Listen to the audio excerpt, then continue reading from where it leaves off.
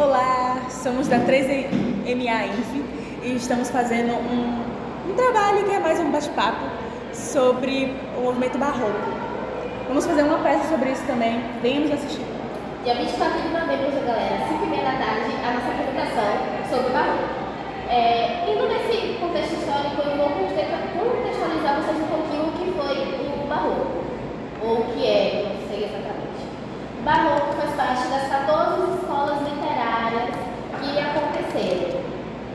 O barroco aconteceu no final do século XVI para o início do século XVII. O barroco também é bem presente nas escolas, Igreja Católica.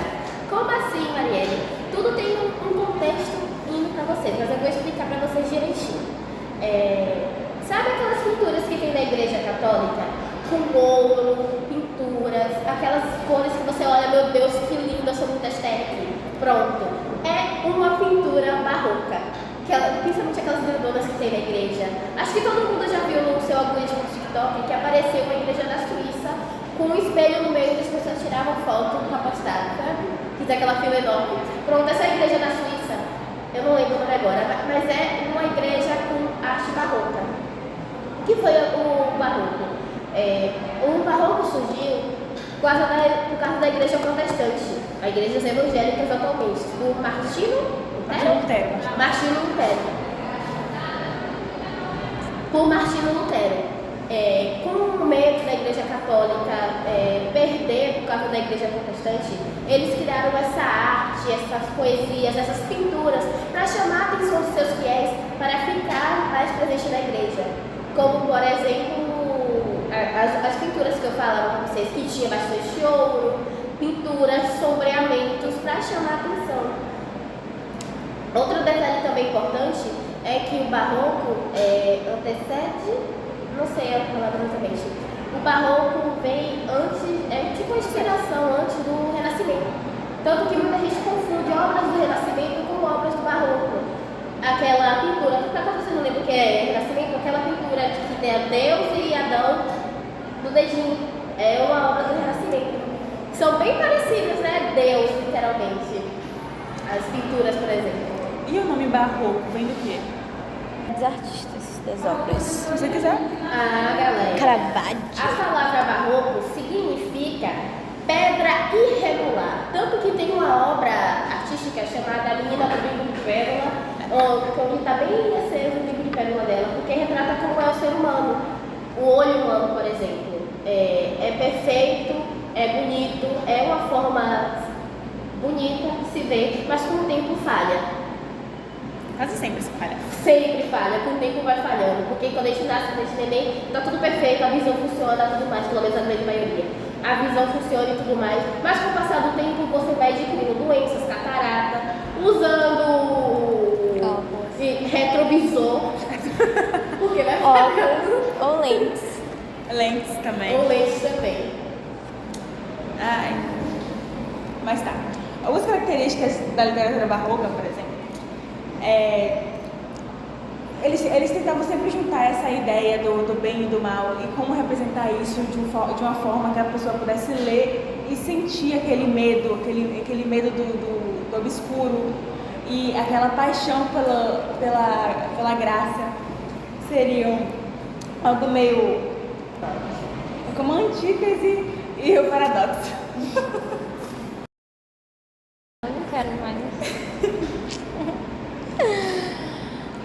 A tentativa de aproximar o mundo do divino e do pessimismo. Algo bem assim, sabe? Contraditório. A realidade é tratada de forma bem real. Então, tanto na arte física, no caso, quadros e esculturas, quanto na literatura, era realmente tratado dor e sofrimento. Ela era bem imperialista. O cultismo é como se fosse, também tem outra palavra, é gongorismo. O cultismo é o jogo de palavras, as poesias, os textos que tinham nessa época, que tinham como uma construção, uma estrutura determinada para poemas. Levavam a estimulação de sentidos. É bem pescada essa parte.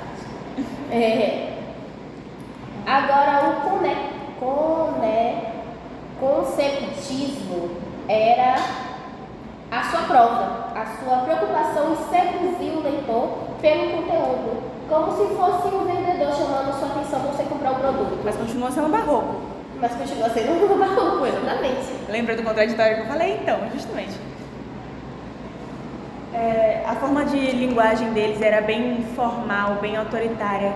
Eles faziam bastante rima, que era algo para prender realmente a atenção da pessoa e você ficar, tipo, entrar totalmente de cabeça naquele sentimento de medo ou adoração, dependendo do que está sendo tratado. O barroco é bem 880, né? Ou é luz ou é escuridão. Não tem exato bem o termo, tem bem o dualismo. Podemos ver isso praticamente em todas as obras bacanas. Dualismo não é meio termo, não? Dualismo é duas coisas, ou fé, ou razão, ou luz, ou escuridão. Ah, tá, distintas, entendi. Diabo, Deus, Deixa eu ver. literalmente. Nossa. Tá, Gente, vai agora tratando sobre o barroco no Brasil, um dos principais artistas que tratavam sobre isso era Gregório de Matos. Ele é baiano. Imagine você ganhar um apelido, Boca de Inferno ou Boca de Praga. Esse era o apelido do nosso querido Gregório de Matos. Tá, no Brasil, o barroco veio com força, né? É meio óbvio, o Brasil sempre pega alguma coisa europeia, não tem jeito. Brasileiro, sua síndrome Sempre vem. vira-lata. Não tem jeito. Todas as coisas que acontecem lá fora acabam chegando aqui de algum jeito e tomando conta de tudo. Então, a primeira coisa que chegou no barroco foi a literatura. Foi traga pelo sociólogo Antônio Cândido. Algumas das características que ele trouxe foi escritores que produzem com frequência. Então, para você ser um escritor barroco, você tinha que produzir com frequência, você não poderia dar aquelas paradas grandes de descanso. Meio de obras produzidas e que possam entrar em circulação, porque o barroco ainda assim ele queria prender a atenção das pessoas que estavam vendo, então era algo que era bem propagado. A literatura do barroco brasileira acabou chegando aqui no século XIX. Seu marco iniciou com um poema Propospera de Bento Teixeira em 1601. Perdão, que foi feito em 1601, no caso. Os grandes nomes da literatura brasileira do barroco é o padre Antônio de Vieira, Gregório de Matos, Bento Teixeira, Manuel Botelho, O Bahia Triano. Frei Vicente e Frei Manuel também. Alguns dos principais artistas brasileiros da arte barroca Aleijadinho, e ele era escultor. Uma de suas principais obras é a estátua de Aleijadinho. A mesma forma que as mulheres eram tratadas como uma forma de esqueci a palavra. Não, tentação. Um autor brasileiro que fazia bastante disso era Eusébio de Matos e Guerra. Ele fez um quadro chamado Sentículo, que é literalmente uma mulher deitada, assim, de forma sensual, com um homem dando um buquê de rosas para ela e o outro agonhando, fazendo massagem nas costas. Tem bastante essa coisa no barroco, a nudez, o corpo humano, como se fosse uma mulher tratada como uma tentação. Também pelo princípio da Eva e Adão, sempre traz isso. Isso representa também a nudez humana, sexo. E ao mesmo tempo que mostrava a mulher dessa forma, mostrava ela de uma formação celestial, como o quadro A Ordem do Terceiro Cano de São Paulo, que é de Jesuíno de Monte e Carmelo, que é um artista brasileiro. Igrejas Ainda barrocas. falando sobre obras artísticas, tem uma obra que depois o cara da pesquisa aí mostra pra vocês, qual obra que eu estou falando pra vocês, muito marcante do barroco, que é uma arte onde o artista está pintando para o espelho, mostrando o seu reflexo. E você vê as sombras, se você não percebe assim de primeira olhada de vista aquele espelho, você pensa que é real à vista, mas você observando os detalhes, que são bem detalhistas essas obras, você percebe que é um espelho e vê o tanto de sombra e arte que foi colocado nessa obra, tanto de coisa, muito lindo de se ver, inclusive. Tem também as igrejas brasileiras barrocas, que é a igreja de São Miguel, no Rio Grande do Sul, a igreja de Santo Antônio, aqui na Bahia, Salvador, né?